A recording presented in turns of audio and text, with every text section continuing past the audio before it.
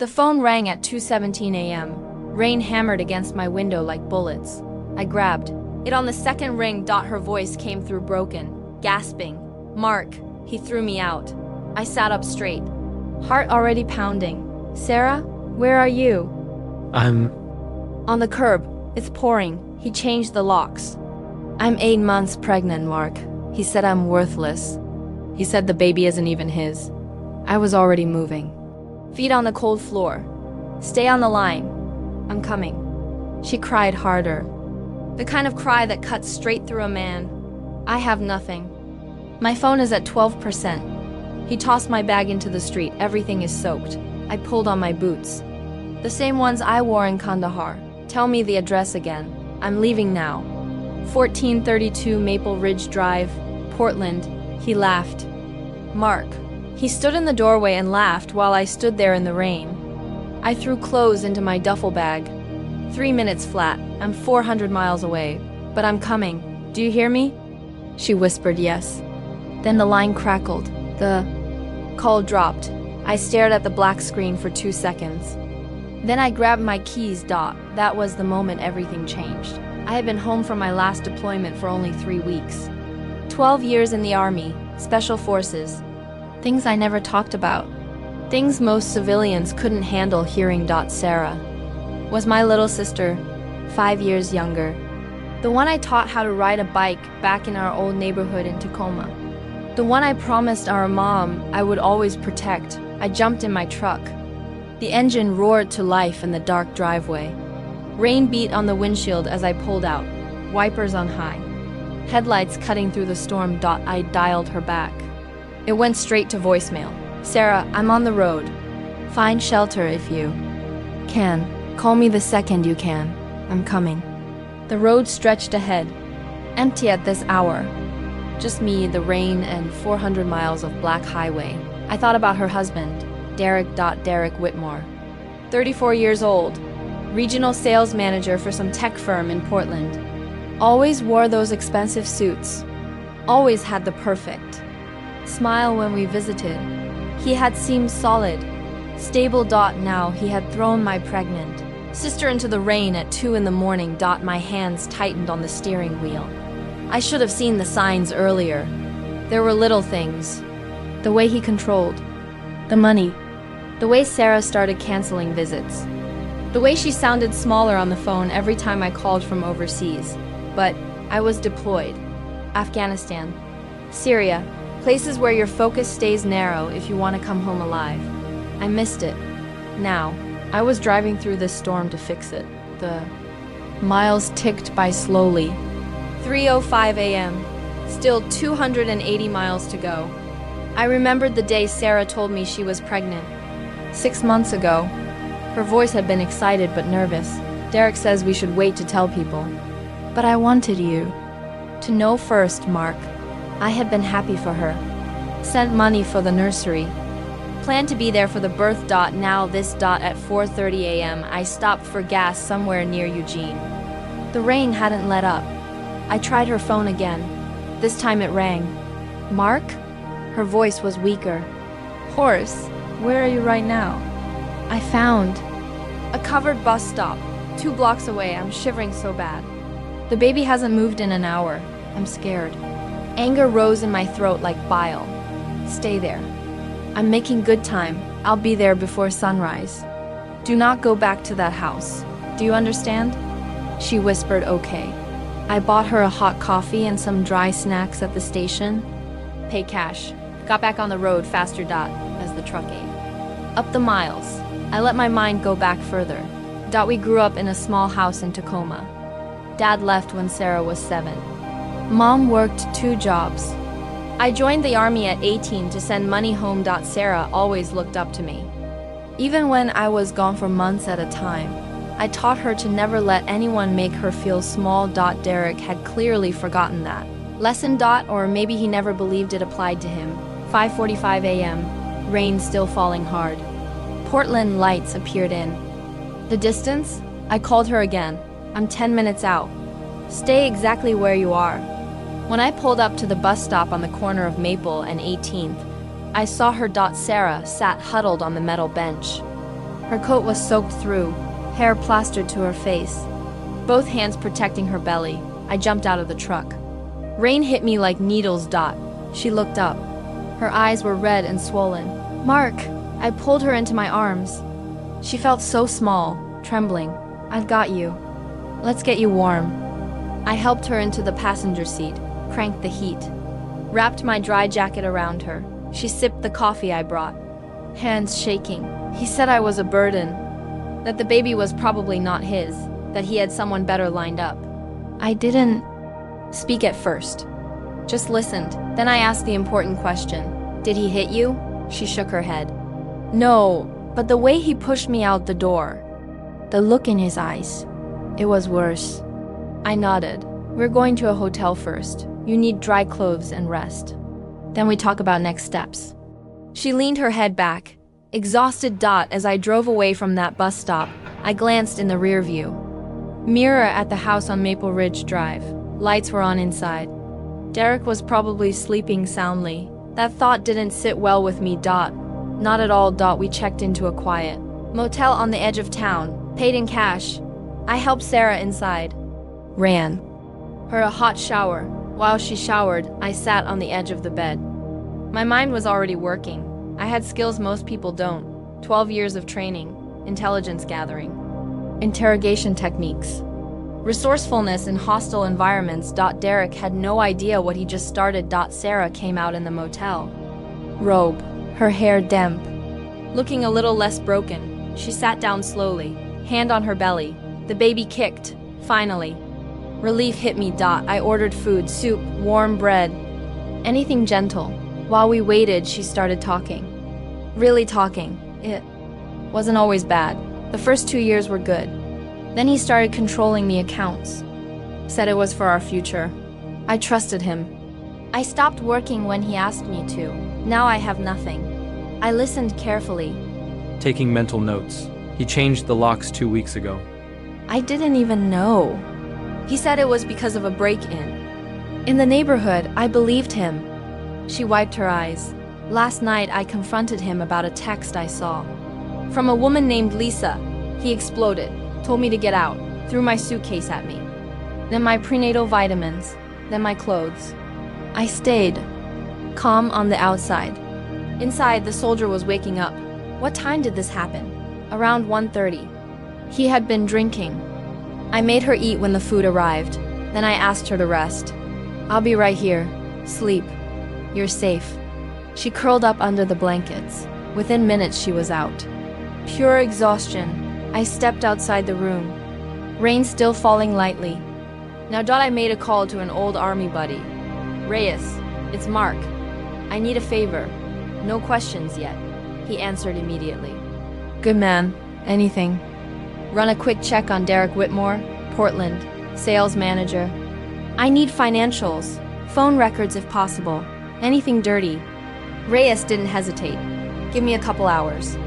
I hung up. Back inside, I watched my sister sleep. Her face still carried the fear. This wasn't going to be simple. Derek had money, connections, probably. Allow you're on speed dial. But he had made one critical mistake. He forgot who her brother was. He forgot I was a soldier. The sun started to rise around 7. Gray light through the curtains. Sarah stirred. I brought her water. We need to get you checked at a clinic today. Make sure the baby is okay. She nodded. Then she looked at me. Really looked. What are you going to do, Mark? I sat down across from her. First, we make sure you and the baby are safe. Then we make sure Derek understands he can't treat people like this. She reached for my hand. I don't want him back. I just want to be free. And I want him to feel even a fraction of what I felt last night. I squeezed her hand. He will. That was the first open loop I planted in my mind, because what I had learned in the service, the things I could do quietly, that was something Derek would discover very soon. But I didn't say it out loud yet. Not yet. We left the motel at 9:30. Drove to a women's clinic I found online. The doctor was kind, checked Sarah thoroughly. Baby's heartbeat was strong. Some dehydration, but otherwise okay. They gave her prenatal vitamins and advice. I paid cash again. On the way back, Sarah wanted to drive past the house. Just once. I didn't like the idea, but I understood. We drove slowly down Maple Ridge Drive. The house looked normal. Nice lawn. Derek's BMW in the driveway. As we passed, the front door opened. Derek stepped out, wearing a robe, coffee in hand. He saw my truck. Saw Sarah in the passenger seat. His face changed. Surprise. Then that same arrogant smile. He actually waved. Like nothing happened. I kept driving. Didn't stop. Sarah started crying again. Quietly. He doesn't even care. I kept my voice steady. He will. Back at the motel, I let her rest more. My phone buzzed. Reyes. I stepped outside again. Mark, your brother-in-law is dirty. Joint account drained by $48,000 in the last 3 months. Transfers to an account under Lisa M. Hargrove. Also, he took a second mortgage on the house 6 weeks ago. Your sister's name is still on the deed, but he forged some paperwork. This guy planned this. I listened, jaw tight. Anything else? Yeah, he told his boss last week that Sarah had a breakdown and left him, painting her as unstable. Classic move. Rage built, controlled, focused. Thanks, Reyes. I owe you. I went back inside. Sarah was awake, staring at the ceiling. I told her some of it. Not all, not yet. She deserved to know the scale of the betrayal. He took the money, Sarah. Almost $50,000. There's another woman. He planned to kick you out. She didn't scream. She just closed her eyes. I trusted him with everything. I sat beside her. Now you trust me. The hours passed. Tension building slowly. Around 2 in the afternoon, Derek started calling Sarah's phone. I had it. I answered on the 3rd ring. Silence on his end for a second. Who is this? You know who it is, Derek. He laughed. That same laugh she described. Mark, the big soldier brother. Come to save the day? She's unstable, man. You don't know the half of it. I kept my voice ice cold. You threw my pregnant sister into the rain at 2 in the morning, changed the locks, drained the accounts. I know more than you think. He paused. Then his tone shifted, threatening. Stay out of my marriage, or you'll regret it. I have lawyers. I have friends. I smiled even though he couldn't see it.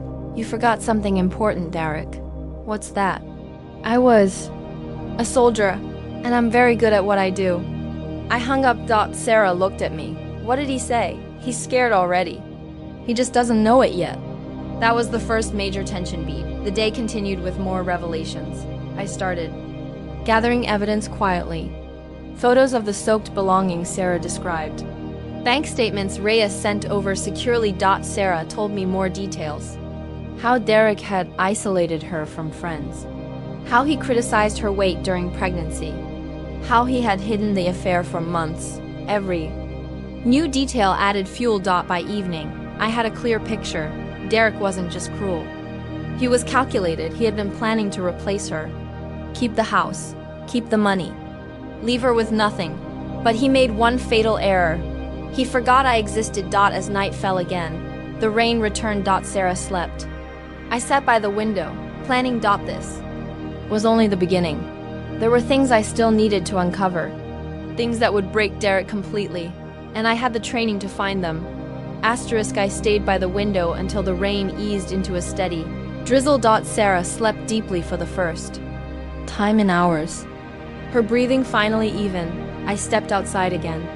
The motel parking lot was quiet. Only a few cars. My phone lit up with another message from Reyes. More details. Derek had been wiring money to Lisa for 4 months straight. Hotel receipts, restaurant charges, even a deposit on an apartment across town. I saved every screenshot. Then I did what any soldier would do. I started building the map. Derek's routines, his weaknesses, his patterns. I knew Sarah needed rest. But I also knew we couldn't hide forever. At 6:30 that evening, I ordered more food. Chicken broth, rice, things easy on her stomach. She woke up slowly. Sat up in bed. The baby is moving again, she said softly. Good. That gave me strength. We ate together in silence at first.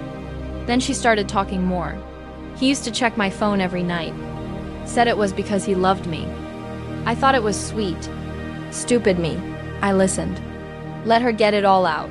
He told my friends I was depressed, that I was making up stories about him. 2 of them stopped texting me last month. I nodded. Names? She gave me 3. I wrote them down. Later I would reach out. Quietly. Around 8 p.m. my phone rang. Unknown number. I answered. Mark Thompson? A woman's voice. Sharp. Yes. This is Rebecca, Derek's sister. He told us what happened. Sarah attacked him. She's unstable. You need to bring her back so they can work this out. I kept my voice flat. Rebecca. Your brother threw my 8 months pregnant sister into the rain at 2 in the morning. Changed the locks. Drained their accounts. I have proof. Silence. Then she laughed nervously. That's not true. Derek said she's been acting crazy for weeks. I sent her one screenshot. The bank transfer to Lisa. Ask your brother about Lisa Hargrove. She hung up. Sarah watched me. His family will back him. They always do. Not this time, I said. That night I barely slept.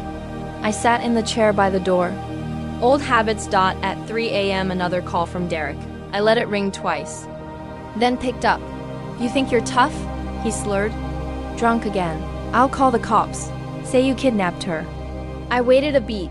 Go ahead, I have hospital records from this morning. Photos of her soaked clothes. Bank statements. Try. It. He cursed. Loud. You don't know who you're messing with. I smiled in the dark. No, Derek, you don't. I hung up.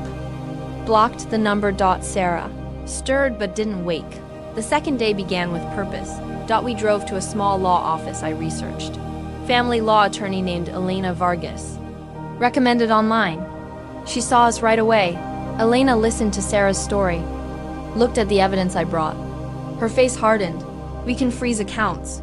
File for emergency custody protections. This is abandonment and financial abuse. She started paperwork immediately, while Sarah signed forms.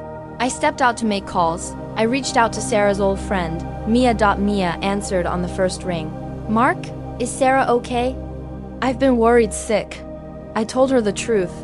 Short version. Mia was furious. He told us she left him for another guy. I didn't believe it, but God, I should have checked. She promised to write a statement. Others would follow. Evidence was piling up. Back inside, Elena looked at me. You seem very prepared. 12 years Army, I said simply. She nodded. Understood. We left the office with temporary orders. Derek couldn't approach Sarah. Couldn't drain more money. Small victory. But not enough. We drove back toward the motel. Sarah wanted to stop for baby clothes.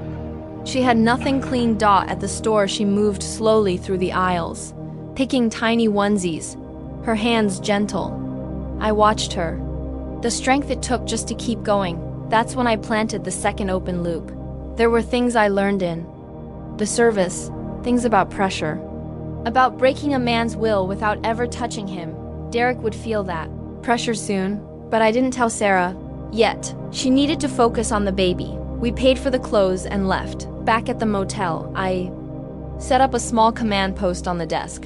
Laptop, notes, timelines. Reyes. Sent more. Derek had lied on his mortgage application.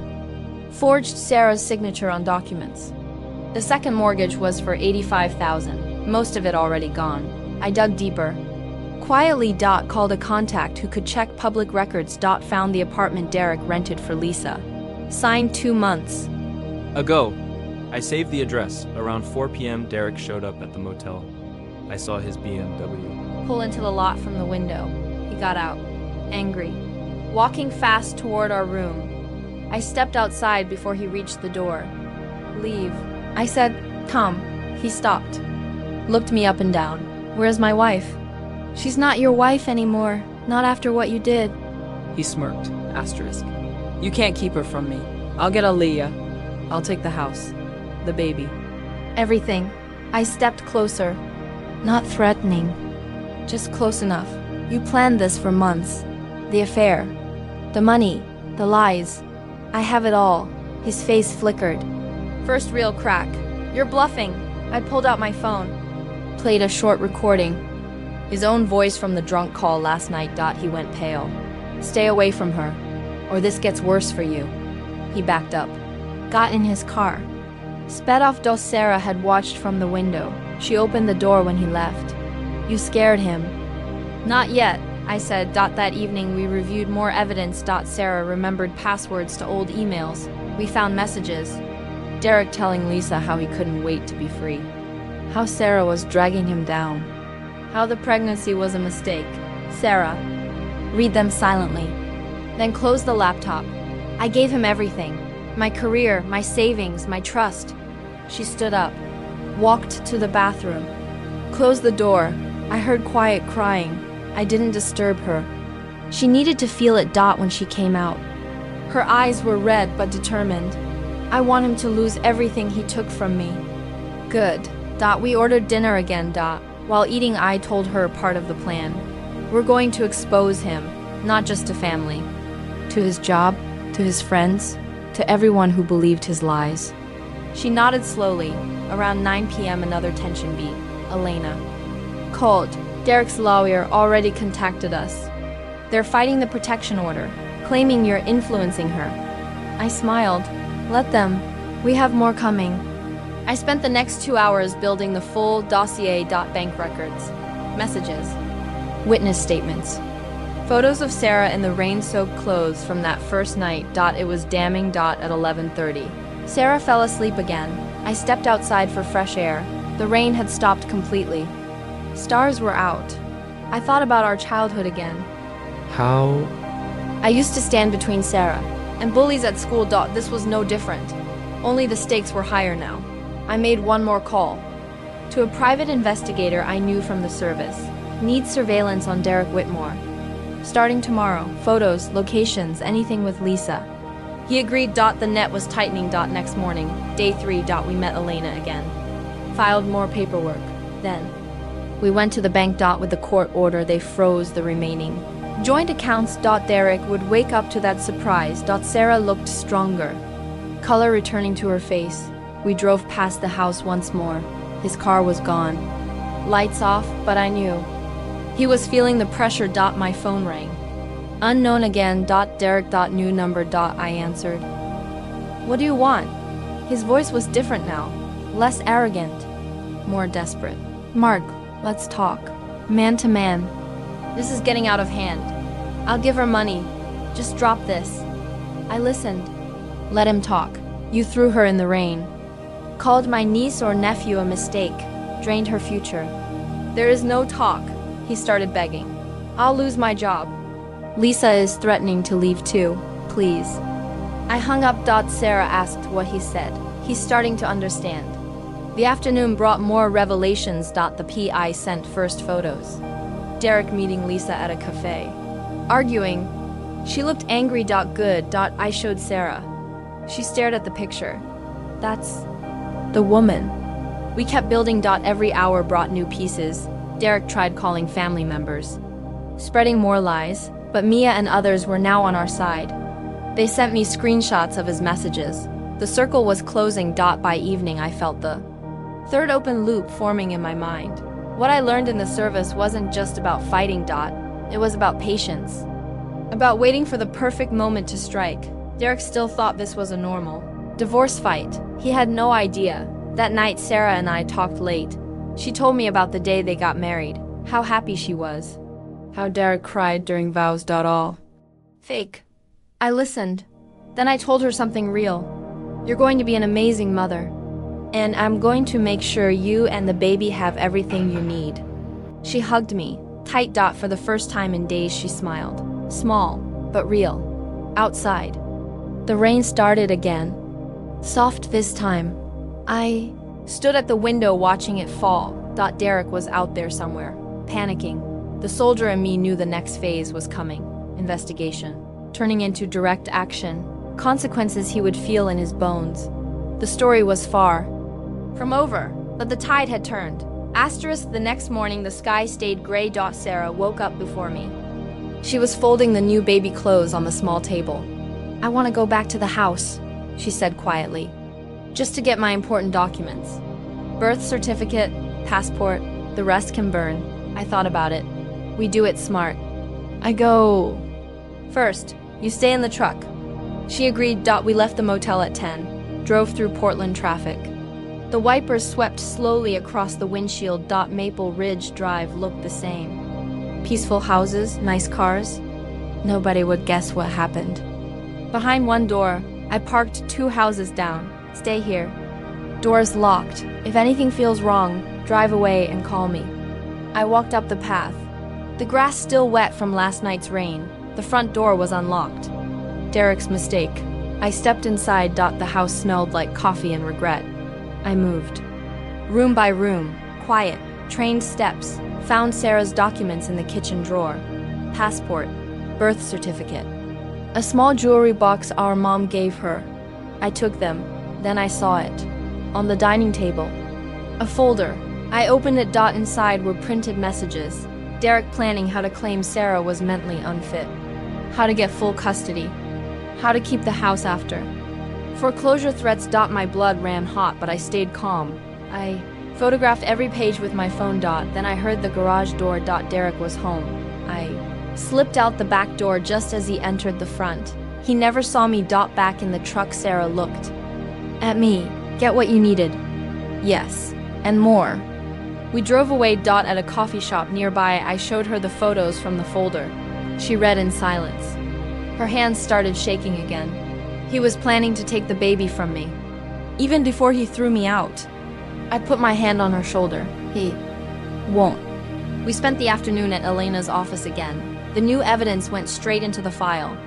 Elena looked impressed. This strengthens everything. We can push for full asset division, possibly criminal charges on the forgery. Derek's lawyer had already filed responses, full of lies, but the paperwork was mounting against him. Back at the motel, I received more from the private investigator.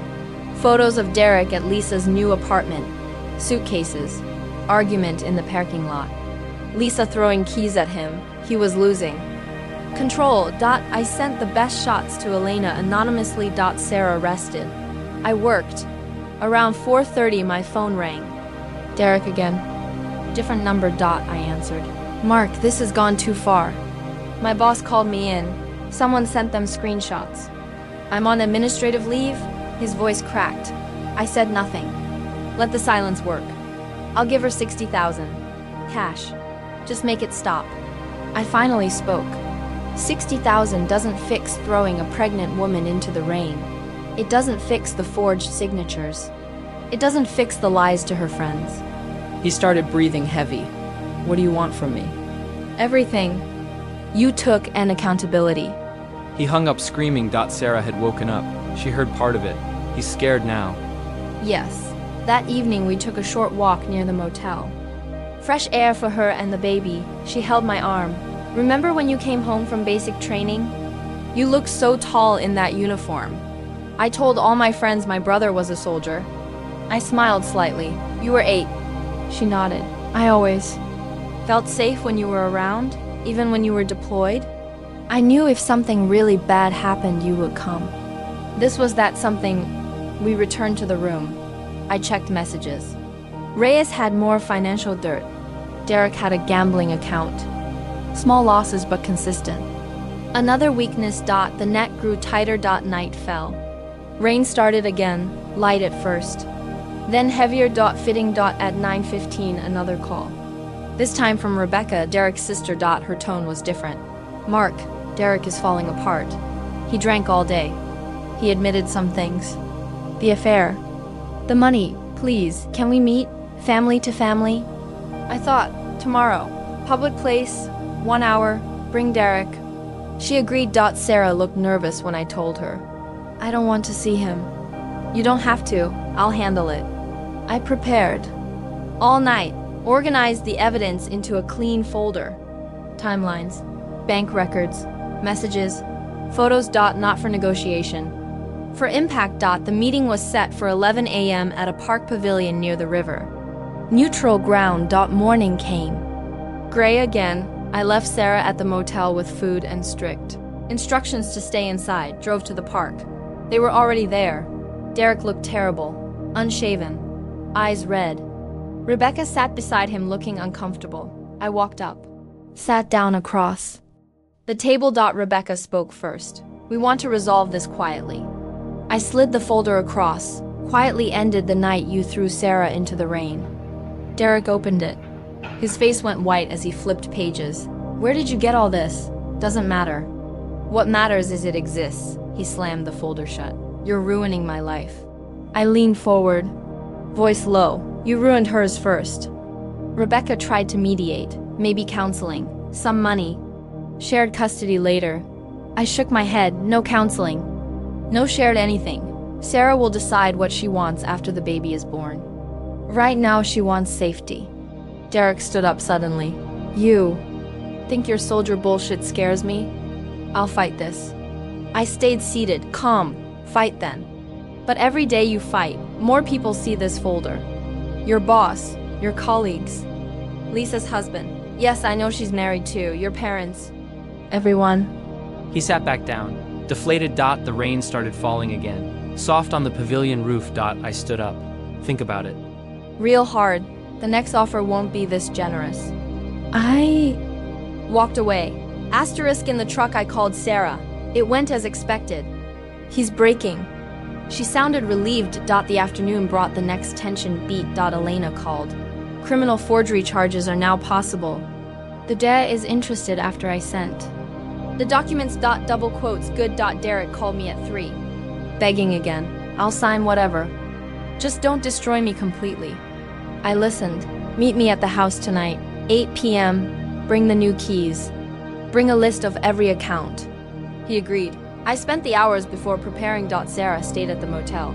Safe. I arrived at the house.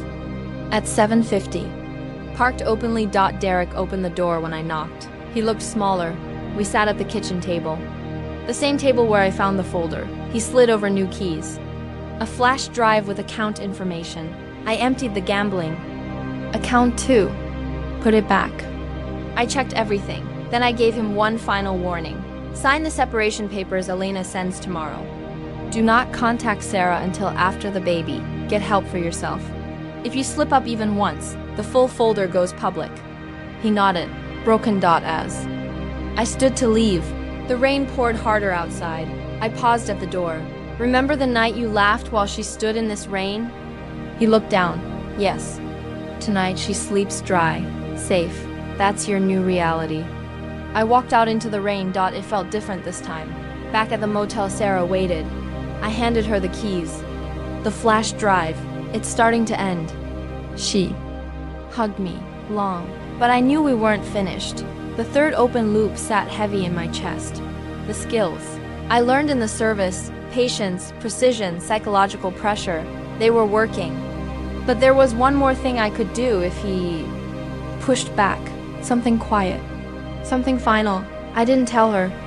Not yet. The next day brought more movement. Derek signed the initial papers. The bank released some funds to Sarah. His job put him on notice. Lisa left him completely. But then came the pushback. At 6 p.m. his lawyer called Elena, trying new threats. I handled it. I sent one carefully chosen photo to the lawyer. Derek with Lisa at the apartment. Time stamped. The threats stopped. Sarah felt the baby move strongly that night. She laughed softly. First real laugh in days. I watched her, proud. The storm outside finally began to clear, but inside I stayed ready, because men like Derek sometimes do desperate things when cornered. I was prepared for that too. The investigation had become action. Action was becoming justice, and the full weight of it was about to land. The following morning, the air felt lighter. Sarah stood by the motel window watching the clouds break. I felt the baby drop last night, she said. It won't be long now. I nodded. Today was the day everything ended. Elena called at 9. Sharp. Derek signed the full separation agreement. He also signed over the house equity to Sarah. The forgery complaint is with the DA. They're reviewing for charges. Sarah exhaled slowly. It wasn't over yet. I drove her to a new apartment I had scouted. 2-bedroom, quiet neighborhood, close to the hospital. Paid first 3 months from the recovered funds. She walked through the empty rooms, touching the walls. It feels real now. We bought basic furniture. A crib, a changing table, Small things that made it home. My phone stayed busy. The private investigator sent final photos. Derek at a bar, alone, looking destroyed. I saved them. At 2 p.m. Elena sent the latest update. Derek's company fired him. The screenshots reached HR. The gambling debts surfaced. Lisa filed a restraining order against him after he showed up drunk. At her place, the walls were closing in. Sarah rested on the new couch, hand on her belly. I stepped outside to make the final call. To Derek. He answered on the first ring. Voice hoarse. What now? Meet me at your house. 5 p.m. Come alone. He didn't argue. I arrived early. Parked across the street. Watched. Derek pulled up at 4:50.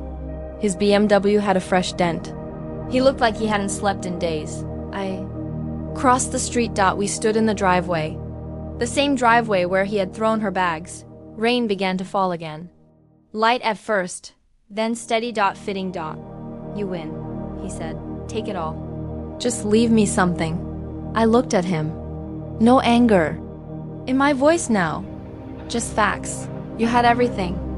A good woman, a child coming, a future. You chose to throw it away in the rain. He stared at the ground, water running down his face. I was stupid. I got greedy. Lisa made me feel young again. I thought I could start over clean. I pulled out the final folder, thicker. These go to the DA tomorrow unless you do exactly what I say. He waited. Transfer the remaining $42,000 to Sarah's new account by tonight. Sign the deed over completely. Write a full statement admitting everything. No spin. And you never contact her again unless she initiates after the baby is born. He laughed bitterly. Wet sound. You're asking me to destroy myself. No. You already did that? I'm giving you the chance to stay out of prison. Derek looked at the house. Then at the rain. He broke. Right there in the driveway. Knees in the wet grass, crying like a child. I laughed at her. I called her worthless. I changed the locks while she begged. God, what did I do? I stood over him. You forgot I was a soldier. You forgot she had someone who would burn the world down for her. He nodded, broken. I'll do it, all of it. Just make the folder disappear. I handed him the transfer papers I had prepared. Inside, now. We went in. He sat at the same kitchen table. Signed everything. Made the transfer on his laptop while I watched. $42,000 moved. The deed papers were scanned and sent to Elena. He wrote the statement. Full confession. Every detail. The affair, the planning, the night in the rain. The forged documents. I read it, clean. Then I gave him the final piece. The skills I learned in 12 years of service include one thing above all, precision. I have copies of this confession in 3 secure locations. One mistake and they all release. Understood? He understood. I left him there, sitting in the kitchen. Rain pounding on the roof. The same rain he had thrown my sister into. Back at the new apartment, Sarah waited. I showed her the bank confirmation, the signed deed, the confession. She read it silently. Tears fell on the paper. He admitted it all. Yes, she stood up and hugged me harder than ever. You did this for us. I kept my promise. The next days moved fast. The DA accepted the confession. Derek pleaded to lesser charges. Community service and restitution. No prison but permanent record. His family cut him off. The house went on the market. Proceeds split fairly. Sarah's friends returned. Real support. 2 weeks later, the baby came. A boy. We named him Lucas, after our grandfather. I stood in the hospital room watching Sarah hold him. She looked up at me. He has your eyes. Strong. I smiled. First real smile in weeks. The open loops closed. The things I learned in the service, the patience, the pressure, the quiet moves, they worked exactly as needed. No violence, no mess. Just results. Derek tried one last desperate move the day before the birth. He showed up at the hospital. Security stopped him. But I went down anyway. He stood in the rain outside. Again. Please, let me see my son. I looked at him, wet, broken. Not today. Maybe someday if you prove you changed. But today you feel what she felt. He nodded, walked away in the rain. No. Laughed this time. Sarah and Lucas moved into the apartment fully. I helped set up the nursery. I stayed 2 more weeks, making sure everything was stable. Then I prepared to return home. On the last night, Sarah and I sat on the small balcony. Lucas sleeping inside, she looked at the stars. I was so scared that night. I thought I lost everything. You gained everything that matters. She took my hand. Thank you for reminding him who you are. I squeezed back. The soldier. The brother. The protector. The story didn't end with revenge. It ended with justice. Concrete. Lasting. Derek lost his job permanently. Sold his car to pay debts. Moved into a small studio. Started therapy. Some people change. Maybe he will. Sarah started online classes again. Accounting. Something she always wanted. Lucas grew strong. First smiles. First sounds. I drove home 400 miles with a full heart. The rain had stopped for good. The road stretched clear. I thought about that 2:17 a.m. call. How one ring changed everything. How one man forgot the power of family. How one soldier reminded him. Back home, I unpacked my bag, the same boots, the same jacket. Life continued. But now Sarah and Lucas were safe. That was the only victory that mattered. If you've ever had to protect someone you love from betrayal, what was the hardest part? Was it the anger, the planning, or the moment you finally saw justice? Tell me your story below. I read every single comment. Everyone.